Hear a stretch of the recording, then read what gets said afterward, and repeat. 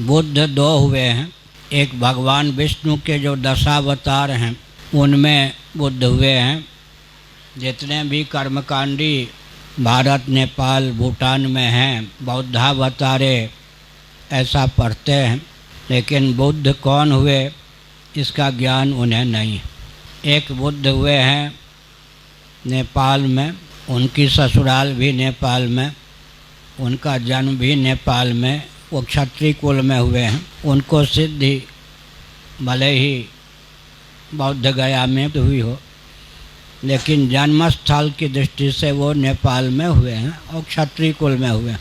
लेकिन भविष्य पुराण के अनुसार विचार करें तो ब्राह्मण कुल में बौद्धावतार हुआ है। बौद्धावतार का क्षेत्र भविष्यत गति से श्रीमद् भागवत में है, कीकटेषु भविष्यति। कीकट में भगवान विष्णु बुद्ध का अवतार लेंगे, बौद्धावतार कीकट में होगा।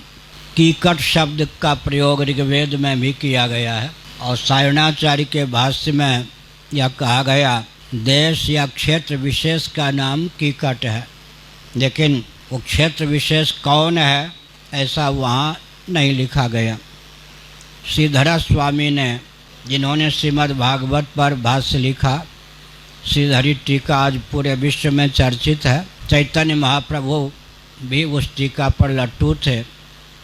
उन श्रीधर स्वामी ने कीकट का अर्थ किया है गया क्षेत्र। कीकटेषु भविष्यति, कीकट का अर्थ गया किया है, गया क्षेत्र। हमने लगभग 10 वर्ष पहले ही यहाँ के कई महानुभावों से कहा कि गया क्षेत्र में, जैसे पुरुषोत्तम क्षेत्र है उसके अंतर्गत पुरी है। पुरी का नाम ही पुरुषोत्तम क्षेत्र नहीं है, पुरुषोत्तम क्षेत्र के अंतर्गत पुरी है। इसी प्रकार कीकट क्षेत्र के अंतर्गत गया भी है। चारों ओर अनुसंधान होना चाहिए कि ब्राह्मण कुल में भगवान बुद्ध का अवतार कहाँ हुआ।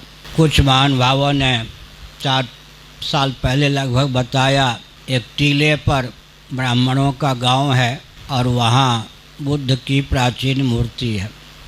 मैं एक संकेत कर दूं, अग्नि पुराण में भगवान बुद्ध का ध्यान बताया गया।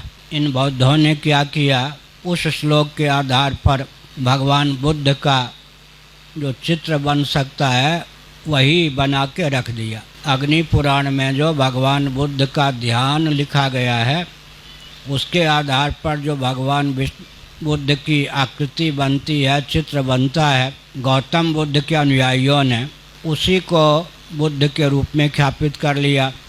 दूसरी बात क्या है, अमर सिंह हुए हैं जिन्होंने अमर कोश की रचना की, वो बौद्ध थे।